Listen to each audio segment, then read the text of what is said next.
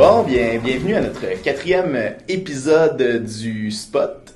Donc, 4e épisode déjà, et cette semaine, on se prend un petit Prosecco, c'est ça? Prosecco?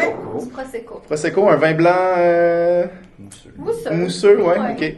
Et donc, on partage le Prosecco avec celle qu'on nomme la reine des cônes oranges. Donc, évidemment accompagné de Jonathan de chez H4GO et, évidemment, Charles de Grandpré de chez CDG Développeurs. Et donc, Caroline de chez OPA Technologies. C'est bien ça? C'est bien ça. Oui. Donc, je sais pas, est-ce que, Caroline, tu voulais un peu, d'habitude c'est ça qu'on fait, là, on commence à en parler un petit peu du parcours des gens. En fait, peut-être nous expliquer OPA Technologies, c'est quoi? Parfait. Ben, écoutez, en premier, merci pour l'invitation. Ça me fait vraiment plaisir d'être aujourd'hui avec vous. C'est vraiment le fun qu'est-ce que vous faites aussi. Je trouve ça une super bonne formule de podcast. Merci. J'ai hâte de partager ça sur les réseaux sociaux. OPA Technologies, c'est une entreprise que j'ai fondée il y a 6 ans. Donc, on vient de commencer notre 6e année. On est vraiment fiers d'avoir passé à travers toutes ces années-là. Tu l'as bien prononcé, c'est OPA Technologies. OPA Technologies, oui, c'est ça. Et à la base, dans le fond, moi, je suis ingénieure civile. Okay. Donc, j'ai gradué de Polytechnique. Après ça, j'ai fait une maîtrise à l'ETS en gestion des infrastructures urbaines. J'ai un certificat en droit. J'ai étudié au MIT. Et durant les dernières 6 ans, j'ai pris plusieurs formations, dans le fond, pour m'améliorer en tant qu'entrepreneur, gestionnaire d'entreprise. Donc, comme vous le savez très bien, on porte beaucoup de chapeaux en même temps. Donc, c'est pas mal ça. L'objectif de OPA, c'est vraiment d'aider les villes, les gouvernements, à mieux planifier, coordonner et communiquer toutes les fermetures de rues. Donc, à chaque fois qu'on doit fermer une rue pour faire un chantier de construction, et aussi tous les trafics, tout ce qui est détour à la circulation, donc tout de détour au trafic. Donc, on peut parler autant pour les autos que les camions, que les vélos, que les piétons sur le trottoir, par exemple, quand il faut fermer un trottoir. Donc, aider les villes, les gouvernements à mieux planifier, coordonner, communiquer ces informations-là en temps réel au public, aux services de sécurité, police, ambulanciers, pour savoir par quelle rue passer. C'est vraiment ça l'objectif, d'améliorer la mobilité dans la ville. Et ça prend la forme d'une application Android iOS, application web, multiplateforme? C'est sous quelle forme? Alors, OPA, c'est un logiciel qui est 100% infonuagique. OK. C'est multiplateforme et c'est responsive. Donc, on peut autant l'ouvrir sur n'importe quel cellulaire. Puis, on a décidé de faire ça de la sorte pour pas se casser la tête avec quelle version iOS, quelle version Android. Donc, peu importe les changements de ces versions-là, iPad ou Microsoft, tablette ou etc. Donc, on peut l'utiliser partout, n'importe où, à partir de n'importe quel ordinateur. Et l'utilisateur a accès avec le même compte sur plusieurs ordinateurs ou tablettes ou cellulaires. Donc, puis, il rentre la donnée, par exemple, il sait qu'il va y avoir une fermeture, donc rentre la donnée, puis c'est directement sur l'interface, donc les gens vont pouvoir consulter cette donnée-là, c'est ça? Alors, dans le fond, prenons un exemple, un département de travaux publics dans une ville. Ils ont de l'entretien à faire sur les bornes incendie, sur les trottoirs, peut-être de l'asphaltage à faire, des arbres, etc. Donc, ils ont de l'entretien à faire, ils ont peut-être de la reconstruction à faire aussi. Donc, ils vont rentrer leur planification. Et avec cette planification-là, quand c'est venu le moment de faire les travaux en temps réel sur le territoire, quand les équipes vont se déplacer pour réparer un bris d'aqueduc, par exemple, là, l'utilisateur a le choix de partager cette information-là. Donc, l'utilisateur décide quoi partager sur la carte publique que la ville aimerait communiquer aux citoyens. Mais avec le même clic, il peut aussi envoyer cette demande à Waze, envoyer cette demande à d'autres systèmes d'intelligence par rapport au trafic, envoyer ça à des systèmes de permis, envoyer ça à des systèmes de 911 pour la répartition. Dépendamment de l'ampleur de ces travaux-là, l'ampleur autant au niveau géolocal, mais aussi au niveau temps. Donc, est-ce que ça va durer 1 heure? Peut-être c'est moins important d'avertir quand c'est juste 1 heure. Mais si ça dure plusieurs jours ou plusieurs mois, ben ça va avoir un impact plus important. OK. Mais moi, j'aimerais ça revenir peut-être plus au début de tout ça aussi, tu sais, la femme qui est derrière OPA Technologies, parce que pour moi, tu es une entrepreneur qui est inspirante. Vu, dans le fond, bon, je me suis intéressé à ton parcours. Nous, on s'est rencontrés, on avait rencontré la ministre Mélanie Joly par rapport à, bon, bref, des questionnements sur les entrepreneurs pendant le COVID. Mais on te surnomme la reine des cônes oranges. Donc, derrière ça, il y a une historique. Premièrement, c'est qui t'a donné ce nom-là? Est-ce que c'est Daniel Henkel, par hasard? Non, Okay. Mais c'est le journaliste directement. Donc, je vais profiter pour le saluer. C'est Mathieu Charret. OK. Donc, Mathieu, comme si tu peux entendre, là, je traîne encore ce nom, cette image-là, puis ça va traîner encore pour les prochaines années. Donc, ça, c'était mon premier article dans les journaux, c'était dans Les Affaires. OK. Je pense que c'est sorti en décembre 2016. Puis j'avais rencontré Mathieu suite à un passage en Beauce avec l'école d'entrepreneurship de Beauce. Okay. Donc j'avais fait le parcours techno. Et donc c'est là que j'ai rencontré Mathieu. Il était venu voir qu'est-ce qu'on fait, c'est quoi l'école d'entrepreneurship de Beauce, c'est quoi le programme techno. Et c'est ça. Donc effectivement, j'aille pas ça là, de me faire appeler la reine des cônes. Non, c'est très marketing en Puis, plus. écoute, ça tombe super bien parce que cette année, on va lancer la plateforme Signalisation. OK. Donc, la plateforme Signalisation, c'est basé sur OPA, le logiciel, et il y a plusieurs compagnies de signalisation. Donc, les gens qui s'occupent de mettre un cône orange, ils vont venir mapper, géolocaliser tous les travaux qu'ils ont. Okay. Donc, sur l'île de Montréal. Ah, c'est intéressant. Rive-Nord, Rive-Sud, Donc, un petit peu. Donc là, c'est tous les entrepreneurs en construction, génie civil qui sont sur la plateforme finalement, puis qui viennent dire, bon, ben, supposons, moi, je fais des travaux à tel endroit. C'est ça? Oui, donc Okay. principalement, ça peut être un sous-traitant, un sous-contractant, donc qui va venir poser, qui a le mandat de aller avec son camion, prendre un cône orange, mettre ça dans la rue, ou mettre la signalisation qu'on voit souvent, des tours. Ouais. OK. Puis, OPA, dans le fond, vous êtes l'application, elle se veut être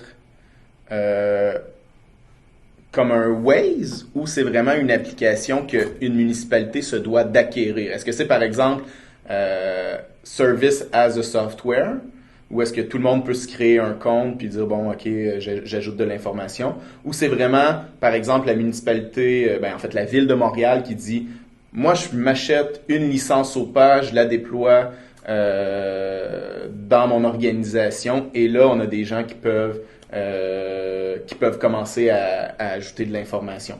C'est pas, ça se veut pas quelque chose de crowd sourcé comme Waze, par exemple. Hein? Oui, c'est dans ce... Non, dans le fond, on se positionne plutôt comme un fournisseur de données à Waze. OK. Donc, Waze, c'est plus du GPS. Donc, tu rentres où est-ce que tu es, destination, dans le fond, ABC, puis où est-ce que tu veux te rendre. Alors, c'est bon pour les tickets, là, tout ça, là. Fait que ceux qui... donc, où est-ce qu'il y a une police et tout ça. Le problème avec Waze, c'est que... je donnais un truc, là, si vous ne voulez plus de personnes qui passent sur votre rue là, résidentielle, vous pouvez rentrer, ah ouais, vous pouvez dire qu'il y a des travaux, puis il n'y a plus personne qui va passer devant chez vous. Fait que vous allez avoir une rue calme. C'est ça. Merci pour le truc. Non. C'est un truc pour tout le monde. C'est ça qu'on veut contrôler chez OPA, c'est de ne pas avoir des informations qui sont erronées, pas reliable, qui sont pas, qu'on peut pas les utiliser plus tard. Donc, qu'est-ce qu'on fait, c'est qu'on vend un abonnement mensuel ou annuel aux villes, aux firmes privées de génie conseil, à d'autres entrepreneurs ou d'autres organisations. Et avec cet abonnement-là annuel, la ville a droit à un certain nombre d'utilisateurs, des données illimitées. Alors, ils peuvent rentrer tout type de données, tout layer de données, couche de données, puis cyclables, réseau de camions, bornes incendie, dépendamment de c'est quoi les enjeux qu'ils ont. Et ils vont rentrer ces données-là, donc des travaux en planification, des travaux qui sont en cours, des détours. Et de cette plateforme-là, ils vont pouvoir partager ces données-là, choisir quelles données partager aussi. Donc, et on va plus loin dans la gestion de projet. C'est que géospatial, c'est pas juste une ligne sur une carte, c'est pas juste un point sur une carte. Cette ligne-là contient des sous-phases. Donc, quand on dit qu'on va faire des travaux sur Sainte-Catherine, par exemple, on ne va pas fermer Sainte-Catherine au complet. On va commencer par fermer un tronçon, un côté, une intersection. Et c'est ça qui est important de savoir. C'est ça comme automobiliste ou comme citoyen ou comme transporteur de marchandises. J'ai besoin de savoir exactement qu'est-ce qui est fermé puis quoi prendre comme chemin alternatif. Okay. C'est comme un outil de gestion de projet aussi en même temps pour les municipalités, entre autres. Exactement. Pour les sociétés de transport, ils ont besoin d'avoir cette information-là pour savoir où planifier un détour à l'itinéraire d'autobus. Je ne sais pas si ça vous arrive de prendre l'autobus, mais finalement, il passe pas, parce qu'il y a une détour. On va mettre les petites pancartes oranges quand même. Allô, je suis là. Non, c'est mais clair. ce qui arrive, c'est que c'est ça. Ils mettent des pancartes rouges pour dire l'arrêt d'autobus a été déplacé à cause de travaux. Mais moi, comme client si je prends l'autobus, je suis client de la société de transport. J'aimerais ça savoir d'avance parce que là, je viens de manquer mon autobus. Je ne sais pas où l'arrêt temporaire qui a été déplacé à cause des travaux. Puis je ne sais pas si l'horaire d'autobus a changé. Fait que nous, on peut aider dans toute cette coordination-là. OK. Puis, comment tu as eu l'idée de fonder Opa Technologies? C'était-tu à cause de frustration comme ça, par hasard? Ou c'était... C'est sûr qu'il y a de la frustration, puis je te dirais que ma frustration n'est pas partie encore aujourd'hui. Parce que si on va à Montréal, ou maintenant si on va à Laval, je veux Québec, là, tu sais, il y a des chantiers partout.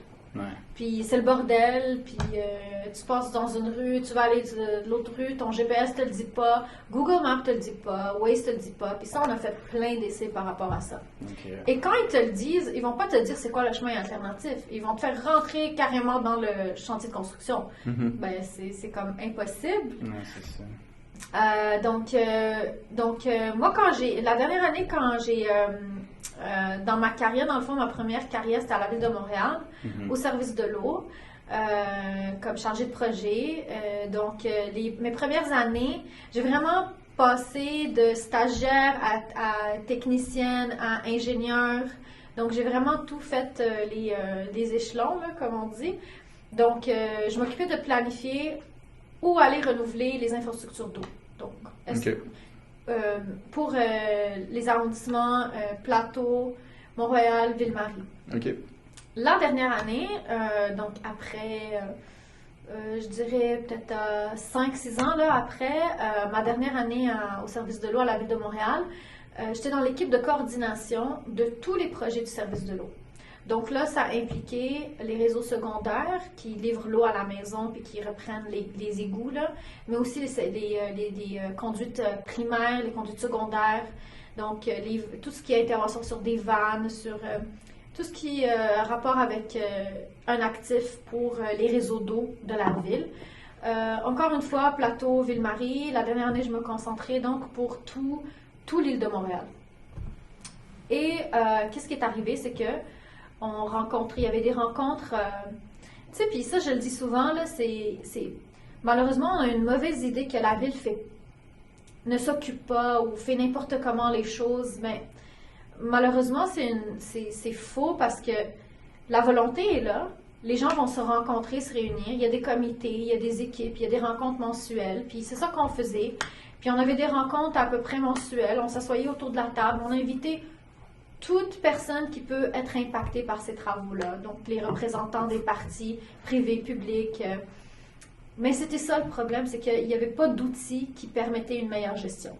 Parce qu'à un moment donné, travailler avec des fichiers Excel puis des cartes statiques, retourner dans le bureau, demander à une autre personne de mettre à jour les cartes, sais, on passait carrément ligne par ligne. Bon, qui intervient sur la rue Sainte-Catherine? C'est autour de la table.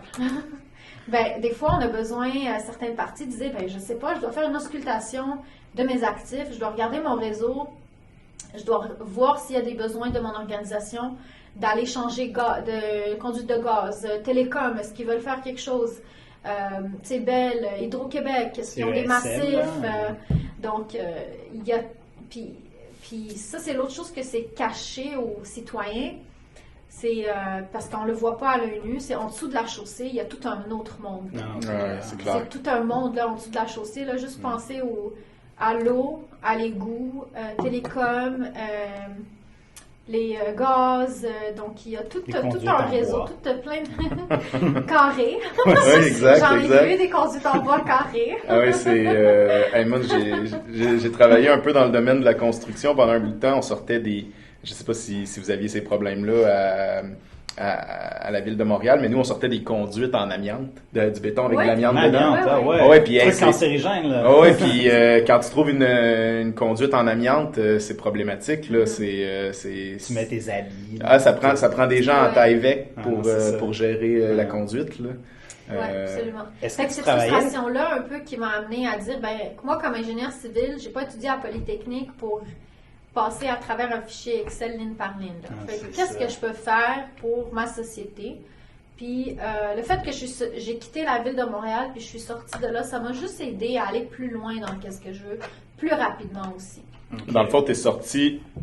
C'est drôle parce que tu étais à l'intérieur de la structure, tu voyais des problématiques, puis plutôt que de dire je vais rester dans la structure puis je vais régler les problématiques, dans le fond, tu as dit ben moi je sors de la structure puis j'amène les solutions, puis dans le fond les villes sont comme devenues tes clients plutôt que d'être ton employeur.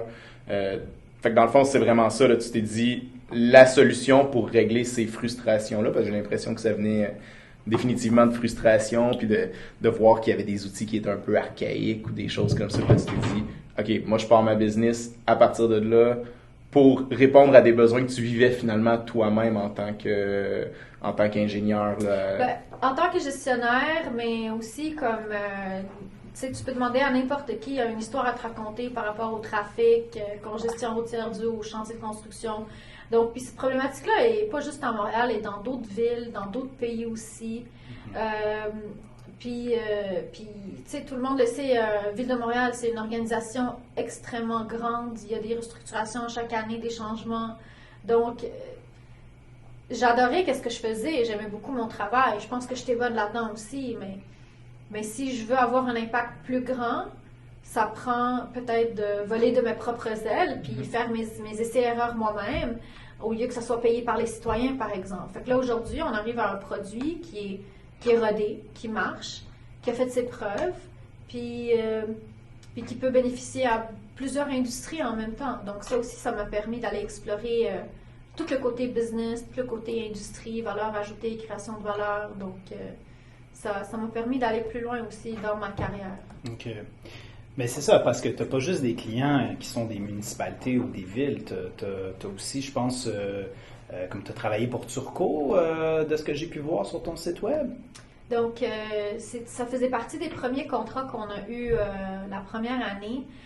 Je pense qu'on a fait un bon travail de parler de cette innovation-là ou de ce nouveau produit. Puis souvent, les gens, quand ils veulent se lancer en affaires, ils ont une idée, ils ont peur d'en parler. Mm-hmm. Ils vont penser, mais je vais me faire voler mon idée, je vais me faire copier, tout ça. Ben, si tu fais copier l'idée, puis l'autre personne est capable de tout de suite la mettre sur le marché, mais finalement, peut-être c'est pas une bonne idée. Ouais. Fait que la personne qui t'a copié, tu devrais la remercier parce qu'elle vient de te sauver de l'argent puis du temps. Puis fais quelque chose d'autre dans ta vie. Ouais, c'est ça. Mais pour revenir à qu'est-ce que tu dis, moi je pense qu'on a fait un bon travail de parler. Moi, j'ai été parler avec plein de gens de qu'est-ce que je voulais faire, me lancer. J'ai montré plein des dessins de l'interface et tout ça.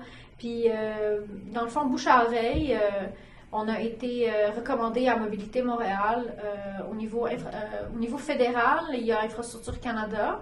C'est les premières personnes qu'on a rencontrées parce qu'ils cherchaient un outil de gestion géospatiale pour les chantiers Champlain, Turcot, Bonaventure. Ah, pour vrai, OK. Donc, Turcot, ça impliquait le ministère des Transports. Après ça, Bonaventure, ça impliquait la Ville de Montréal. Et on a eu un contrat par Infrastructure Canada. Donc, il y avait le fédéral et le ministère des Transports, le provincial, qui finançait ce projet-là. OK. Pour fournir la plateforme qu'on a présentée. OK. Donc, ça, c'était un des premiers contrats qu'on a pu avoir, puis sur des gros projets. Donc ça nous a permis de démontrer que l'utilisation de OPA, c'est pas seulement pour des clients villes, mais ça peut être aussi pour des clients privés, publics, sur des gros projets où il y a beaucoup de participants. Et je me rappelle encore, j'avais fait une formation à nos bureaux à Laval, et dans le parking du bureau, il y avait des gros camions de SSL, de Signature Saint-Laurent, Turcot, il y avait des camions du fédéral. Puis les gens sont venus me voir après, puis ils m'ont dit « Hey, qu'est-ce qui se passe? Est-ce qu'il y a de la construction qui s'en vient à Laval? » Je suis comme « Non, ça reste à Montréal, Rive-Sud. Nous, on fait juste donner la formation à ces gens-là. » OK. Et dis-moi, tu dis, OK, là, premier client, Turcot, et là, quand tu rentres le mandat avec Turcot, est-ce que tu as une application qui est fonctionnelle ou tu es en train de démarcher un client avec une preuve de concept? Oui. Ben, nos premiers contrats, on avait un produit qui était assez avancé, donc plus loin. Donc, quand on a obtenu ce contrat-là, on pouvait déjà déployer. OK. Ce qui s'est passé avec ce premier contrat-là, c'est que cette preuve de concept qu'on peut dire assez avancée pour pouvoir être déployée puis utilisée là, rapidement. Le feedback ou qu'est-ce que les utilisateurs nous ont recommandé, ça a influencé beaucoup qu'est-ce que OPA est aujourd'hui. Et je pense que ça a été, on a été chanceux, mais c'est extrêmement important de mettre le produit le plus tôt possible dans les mains d'utilisateurs, payants ou pas payants, parce que ça va grandement influencer qu'est-ce qui doit être développé, quelle fonction doit être ajoutée dans OPA pour que ça amène une valeur à ce client-là, ça l'aide en productivité, ça enlève des maux de tête de checker des emails puis d'essayer de faire un suivi avec plein de gens. S'il part en vacances, ben, l'information n'est pas perdue. S'il change de carrière, l'information n'est pas perdue. Ouais. Donc, ça a influencé beaucoup. Ouais, c'est drôle parce que, tu vois, la semaine dernière, on parlait avec Luc Vaillancourt de chez Balise. Puis, on parlait de son cheminement un peu entrepreneurial. Puis, on en était venu à parler justement du modèle Lean Startup. Puis, on dirait que ce que tu me décris là, c'est le modèle Lean Startup finalement. C'est de dire, ben OK, on crée un prototype, là, on crée le prototype, puis on le met dans les mains des utilisateurs parce que c'est eux qui vont nous donner finalement l'information sur comment ils veulent utiliser cette application-là, tu sais. Puis moi, c'est exactement ça qui me vient en tête quand tu me parles de ton projet là, initial avec un déploiement rapide. Puis je pense que c'est probablement ça qui a fait aussi que OPA a été un succès parce que vous avez pu rapidement modifier les interfaces. Est-ce que je me trompe? Oui, exactement. Puis on a commencé avec une version. Aujourd'hui, on est rendu à la version 2.0. Beaucoup de choses ont changé. Beaucoup de modules ont été ajoutés. Puis on a tout un roadmap technique aussi pour les deux prochaines années. Donc, et c'était super stressant parce que là, c'était pas le client du coin, là. Non, c'est ça. Là, c'était beaucoup d'organisations privées, publiques.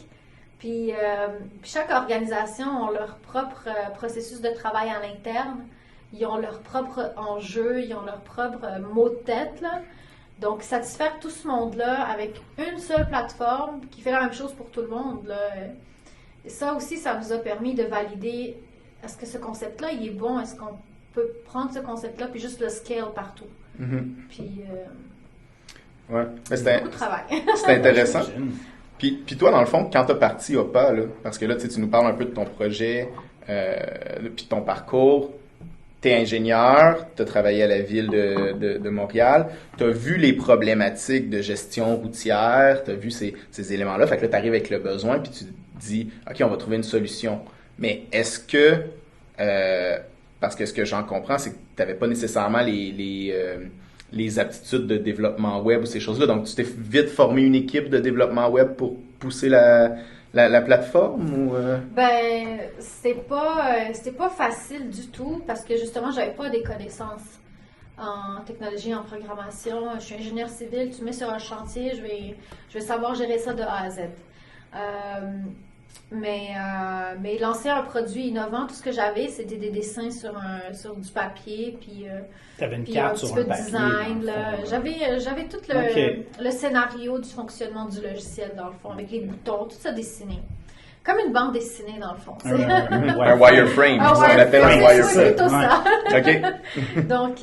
Donc là, c'est là que, puis je trouve qu'on est chanceux à Montréal, il y a extrêmement d'événements. Donc là, j'ai été à C2 Montréal, j'ai participé à tous les événements possibles où je pouvais rencontrer des développeurs. Et là, ça a commencé un chemin qui n'est pas facile parce que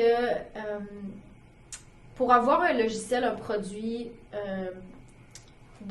qu'on est capable de scale, c'est pas le travail d'un seul programmeur. Ça prend une équipe. Exact. Mhm. Exact. Et ça, c'est la première chose qu'on va se rendre compte quand on commence. Tu sais, souvent, on va s'associer tu vas voir des entreprises que, genre, le fondateur est un programmeur, il s'associe avec un super bon vendeur, puis une troisième personne super bonne en marketing, puis là, c'est le Ouais, power chacun son team. truc, là. Chacun Ouais. son truc. T'as un full Puis- stack, C'est that's ça. it. Puis, tu sais, comme, ils vont penser que le programmeur, il va être capable de tout faire. Ben non, il peut Non, pas c'est tout faire, là. Ça prend Exact. une équipe. Fait que moi, au début, je te dirais, il y a eu beaucoup d'essais-erreurs. Je pouvais pas non plus qualifier les gens que je recrutais tant que je vois pas leur livrable ou leur travail. Exact. Alors, se faire dire, oui, je peux le faire, ça, j'ai entendu ça plein de fois, pour perdre des semaines, des mois, de l'argent. Je me suis même fait voler de l'argent. Donc, Ah ouais, hein? quelqu'un m'a dit, écoute, on va être capable de le faire. Ils m'ont livré un premier mandat. Ça s'est bien disparu. passé. Le premier mandat, c'était simple. Ça s'est bien passé. Deuxième mandat, échec total. J'ai perdu 20 000 quand on commence là, en affaires. Là. Wow. 20 000, c'est Wow. beaucoup d'argent. Ben oui, tout à fait. Puis là, ça a pris tu sais, d'autres essais-erreurs comme ça. Jusqu'à temps que je rencontre mon directeur de technologie, que lui, il était en mesure de recruter des personnes. Donc, je pense que le meilleur conseil que je donnerais, c'est de trouver quelqu'un en qui vous faites confiance, avec son parcours, bien sûr, sa carrière, tout ça, puis que cette personne a une expertise de recrutement au niveau IT. Puis, les personnes que vous recrutez en startup, il faut qu'ils comprennent que c'est du freelance ou c'est du travail de consultation. C'est pas un job à temps plein qu'on commence. Mhm. Et que ces personnes-là vont croire dans votre vision, dans qu'est-ce que vous faites, puis vont être là à travailler des fois le soir, la fin de semaine, parce qu'il y a une présentation qu'on vient de booker à un client vraiment important lundi matin, puis il faut vraiment bien tu sais, faire une bonne démonstration. Ouais. Fait que ça, je dirais que après tous ces essais-erreurs, j'ai la même équipe depuis 4 ans maintenant. Ah ouais, OK. Puis je suis vraiment contente, j'apprécie qu'est-ce qu'ils font. Puis, Puis là, tu sais, c'est le core de la business, là. Mhm. puis là, dans le fond, tu as vraiment une équipe segmentée TI, c'est-à-dire développeur front-end, développeur back-end, designer UX, architecture, etc. Fait que là, vous êtes vraiment vous avez une équipe TI de développement. Là. Puis j'imagine que vous fonctionnez avec la méthodologie agile à l'interne. Tout ce qui est développement, c'est agile. Ouais, effectivement, exact. oui. OK. Ben, OK. j'imagine que c'est un peu ça le principe des feedbacks et tout. Ouais, c'est Il faut ça, pouvoir exact. arriver à ses fins, dans le fond. Là. Ouais, tout à fait. Mhm. OK. Cool. Puis j'ai vu que tu t'insérais, t'en parles souvent de la ville intelligente, puis je pense que ton produit s'insère quand même beaucoup dans le concept de ville intelligente.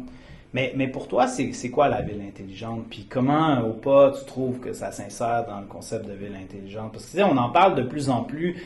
Ça reste des concepts très flous pour beaucoup de monde quand même. Effectivement, moi je dirais la ville intelligente, on doit premièrement se concentrer sur c'est quoi les besoins des gens qui habitent, puis des gens qui transitent. Mhm. C'est quoi les objectifs de la ville? Est-ce que c'est une ville touristique? Est-ce que c'est une ville où on veut beaucoup d'usines? Est-ce que c'est une ville où on veut y vivre là-dedans? Donc, ça dépend, c'est vraiment, premièrement, voir ça en premier. Puis la ville intelligente, c'est pas nécessairement avoir des technologies. Ça peut être un mode de fonctionnement qui est lean, qui est bien pour tout le monde. Donc, quand je demande un permis, j'ai un formulaire. C'est en ligne, c'est simple. Je peux le demander, le permis, pour creuser, faire une piscine dans ma cour, là, par exemple. Donc, que ça soit un fonctionnement simple, puis pas obligé d'avoir les dernières technologies à la fine pointe de la technologie qui coûtent beaucoup d'argent aux citoyens. La ville intelligente, c'est une ville qui gère bien son argent. On parle jamais de ça, mais, c'est vrai. Comment la ville gère son argent? Est-ce qu'il y a des villes, par exemple, juste pour qu'on ne défocus pas trop du but là, du podcast, là, c'est est-ce que la ville fait une bonne chose en recrutant 100 programmeurs TI ou elle est mieux d'acheter un produit déjà fini? Ouais, tout à fait. Tout à fait. Puis ça, c'est... Puis d'aller plus loin après, là. Recruter, là. Oui, on ne oui, dit pas recruter des gens, là. Non, mais tu sais, c'est souvent, je pense, une des problématiques. Puis on parle de ville, mais je pense qu'on pourrait parler d'organisation en général, de dire, on va réinventer la roue, on va reprogrammer de tout à zéro, alors que la solution, elle existe, elle est là, puis tu sais, on peut la fignoler un petit peu, mais finalement, c'est une solution qui est déjà existante, tu sais. Ouais.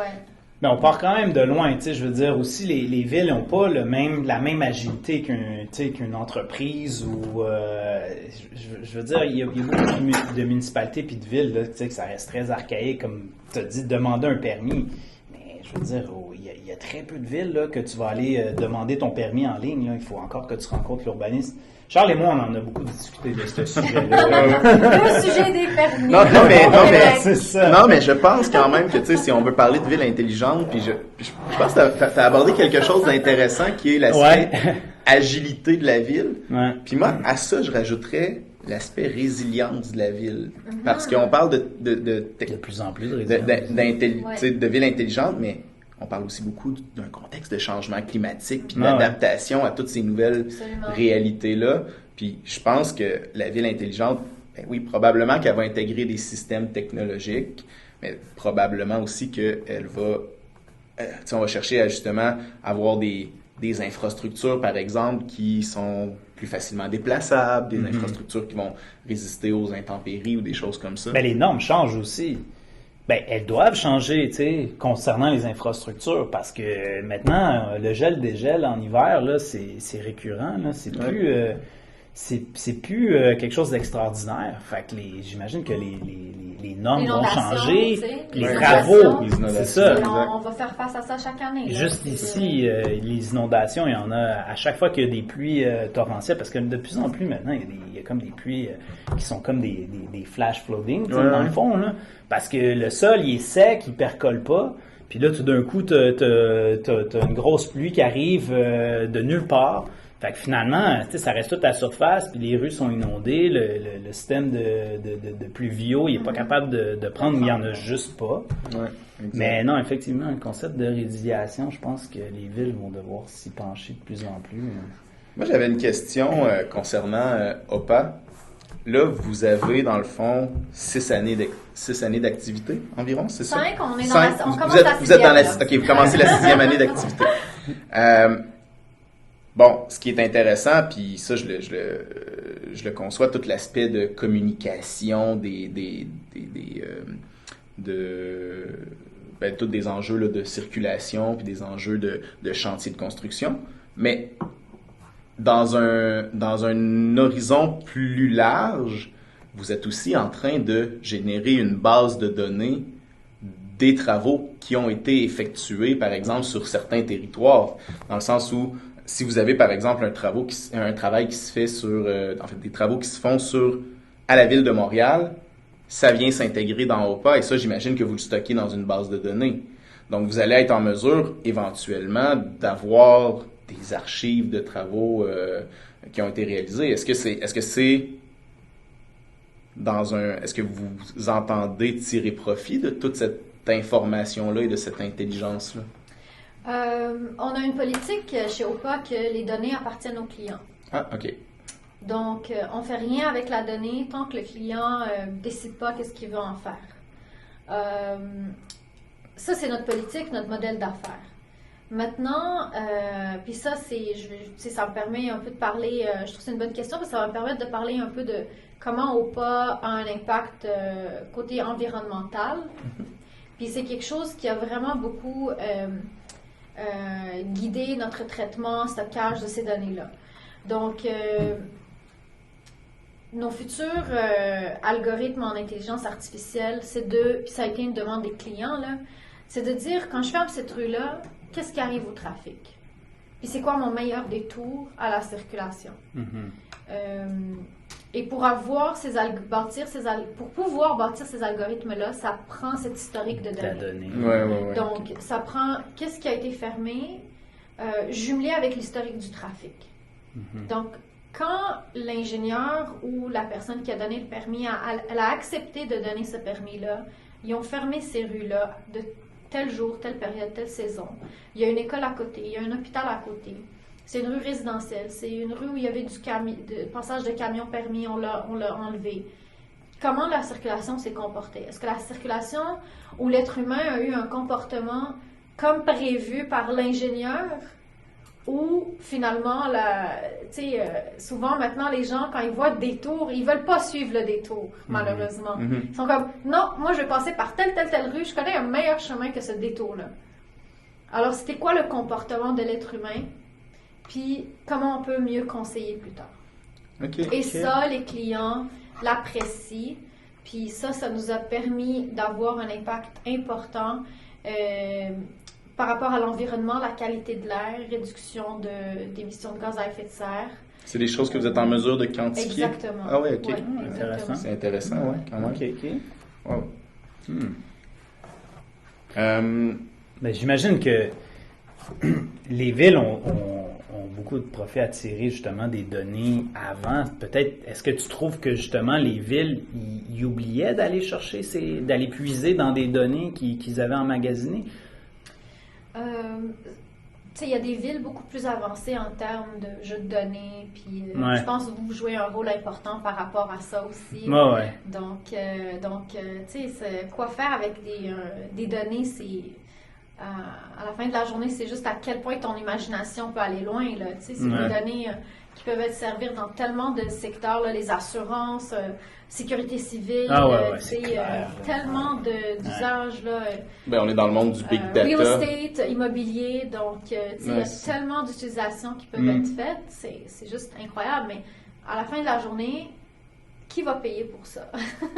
Ouais, non, c'est ça. Puis toi, tu as des contrats avec des clients, dont ils ont l'exclusivité des données. T'es pas Facebook qui va emmagasiner des données puis qu'après ça, ils vont les vendre à tout le monde, vu que, dans le fond, je pense que quand tu t'abonnes à Facebook, il y a comme quelque chose que tu lis pas, finalement, qui me dit que je prends tes données, Ou que tu lis pas, puis c'est ça, t'approuves pareil. Là. C'est ça, exactement.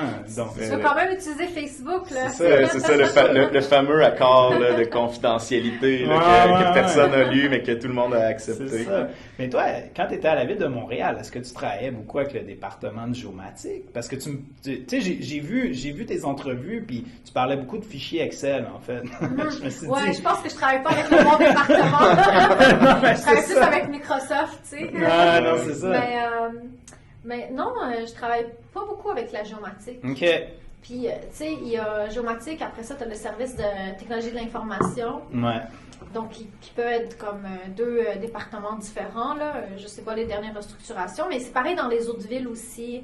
À travers le Canada, même aux États-Unis, là, c'est comme ça un peu le mode de fonctionnement, là. Fait que moi, je viens de la réalité terrain, qu'on a des besoins, puis qu'on veut pas non plus, à chaque fois qu'on veut faire quelque chose, attendre 3 jours après une autre personne qui a un autre agenda.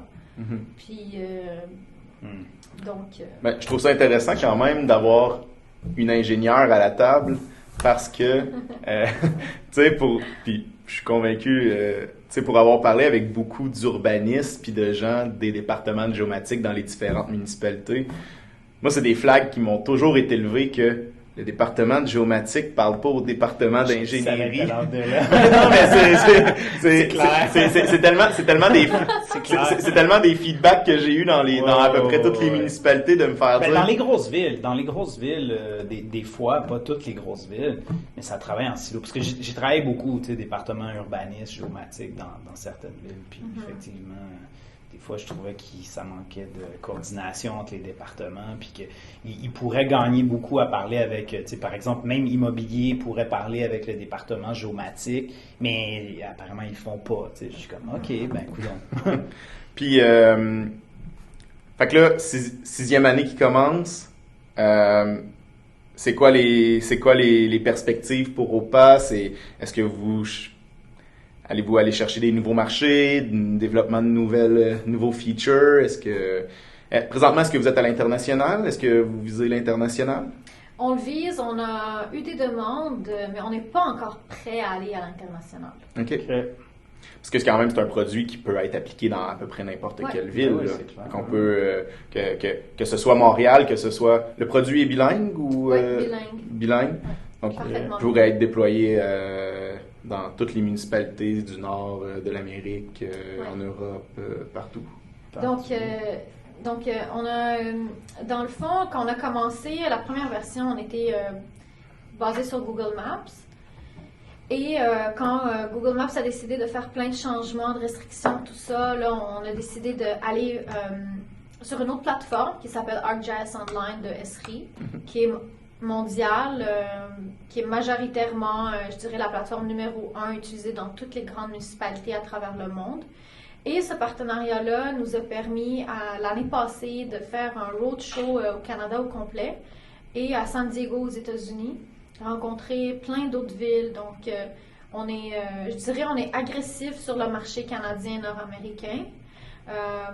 On a quelques projets qui vont peut-être commencer aux États-Unis. Ça a été pas mal retardé à cause du COVID. Voilà, mais je dirais la conquête de l'international, là, le rêve de tout entrepreneur. Nous, on croit qu'on a encore énormément à faire pour le Québec. Okay. Et on est persévérant, on est têtu. Donc, mais il faut surtout travailler avec des municipalités. C'est pas toujours facile, mais ça par la structure même d'une municipalité, parce que tu as beau amener ton idée à un fonctionnaire, même si c'est un haut fonctionnaire, il trouve que ton idée est super, ça peut bloquer au comité exécutif puis au conseil municipal. Toi, comment est-ce que tu navigues à travers tout ça? Est-ce que tu as eu des difficultés par rapport à ça? Est-ce que c'est facile pour toi de pouvoir travailler dans le rouage municipal? Malheureusement, contrairement à ce que je pensais quand j'ai commencé naïvement en affaires. On est toujours naïf quand on commence en affaires. On est tellement naïf. C'est clair. Donc, moi qui pensais sauver le monde, tu sais, avec OPA. Non, c'est pas suffisant que le produit soit bon. C'est pas suffisant que le produit soit pas cher, tu sais, abordable, juste valeur. Il y a tout un démarchage. Le cycle de vente, il peut être percuté à une restructuration, à plein de décisions financières que la ville peut prendre, budget, il faut que ça soit planifié dans le budget, etc. À qui on rencontre. Donc, si je rencontre quelqu'un seul dans le département de géomatique, pour lui, ça ne veut rien dire. Ben, c'est pas l'utilisateur final. Mais est-ce qu'il y a un mot à dire? Il y a un mot très important à dire par rapport à ça. Pour voir est-ce que ça amène une valeur à la ville, est-ce que ce qu'il fait dans le département de géomatique puis les outils qu'il utilise dans son département peuvent parler avec notre système, par exemple. Donc, il y a un mot important à dire, mais c'est pas l'utilisateur final. Donc, ce qui arrive souvent, c'est que on va cogner à beaucoup de portes. Ça prend un leadership interne. Ça prend quelqu'un dans ces institutions-là, municipaux, qui va dire, OK, moi, je pense que ça a un plus. Je vais vous donner une chance. Vous êtes une petite entreprise. Je vais encourager l'achat local. On va faire un test ensemble. On va faire un projet pilote. Puis là, tu as un leadership interne qui dit, let's go, on le fait, là, le projet. Parce que je regarde ton modèle d'affaires, puis je me dis, c'est quoi la démarche marketing à mettre en place pour ce genre de modèle d'affaires-là, dans le sens où t'aurais beau faire de la publicité Facebook, de la publicité Google, tes clients, dans le fond, c'est de l'approche directe. La totalité de tes ventes, c'est par approche directe ou c'est par du réseautage, par des... comment on vend une application comme Opa? Wow. Je pense que je pourrais pas répondre à toute l'approche marketing, comment on fait ça. OK. LinkedIn, ouais, OK. Mais ça dépend, tu sais, comme entrepreneur, c'est quoi ta vision puis qu'est-ce que tu veux? Donc, oui, on aurait pu aller all out dans les Google SEO, puis tu sais, des ads, Facebook, tout ça, mais c'est quoi notre objectif à la fin de la journée? C'est sûr, l'objectif final, c'est de faire des ventes, là, de se faire connaître et faire des ventes pour rouler la business. Mais nous, on avait un rôle important aussi à faire pas mal d'éducation pour les ingénieurs civils, les gens aux travaux publics. Vous pouvez utiliser du géospatial et c'est pas compliqué. Vous n'êtes pas obligé d'avoir un background technique moi j'ai pas de background technique en programmation, puis j'ai pas étudié en géomatique, mais je peux utiliser du géospatial puis c'est pas compliqué. Fait que dire juste que voilà ce nouveau concept puis c'est facile à utiliser, puis c'est pas compliqué à déployer, ça prend pas des heures de formation, puis fait que juste ça a été quelque chose. Fait que tu sais, revenons à avec qui tu parles quand tu t'adresses à un client. Ben nous on a participé à des congrès de géomatique. On a participé à des congrès de transport, on a participé à des congrès d'infrastructure, de génie conseil, de informatique, ville intelligente, ITS. Donc, et juste en nommant ces 5 catégories-là, ces 5 industries différentes, puis c'est des personnes qu'on croise jamais d'un congrès à l'autre. C'est ça, hein? Mais je trouve que c'est intéressant ce que tu dis, parce que c'est ça, tu sais, je veux dire, tout le monde utilise des cartes. Mais la géomatique puis tout ce qui est géospatial, ça fait un peu peur quand même aux gens qui sont pas à l'intérieur de ça. Puis exactement, pour avoir fait des congrès, bon, moi j'aime beaucoup personnellement en urbanisme, immobilier puis géomatique. Écoute, ça se parle pas ce monde-là, tu sais, c'est drôle, hein? Mais moi en tout cas, il y a une chose, c'est que définitivement, tu sais comment te faire aimer, parce qu'une ingénieure qui vient dans un podcast de géospatial dire que les ingénieurs devraient utiliser plus de géospatial, ayez pas peur, plus de géomatique. Alors, définitivement, je pense que tu sais te faire aimer. Si ça vous convient, moi, je mettrai fin au podcast à l'instant, là, étant donné qu'on vient quand même de couvrir une bonne partie de ton parcours et de OPA. Un grand merci, donc Caroline de OPA Technologies. Merci Jonathan pour la contribution. Également, on voudrait remercier Quokka Marketing qui, donc probablement là, que vous l'avez remarqué, mais la captation s'améliore, la qualité du podcast s'améliore. Donc, un gros merci à Quokka Marketing là, qui nous aide avec la captation et le vidéo. Donc, merci et au prochain épisode. Merci beaucoup de m'avoir accueilli pour cet épisode-là. Merci à toi. Plaisir. Merci. Au revoir.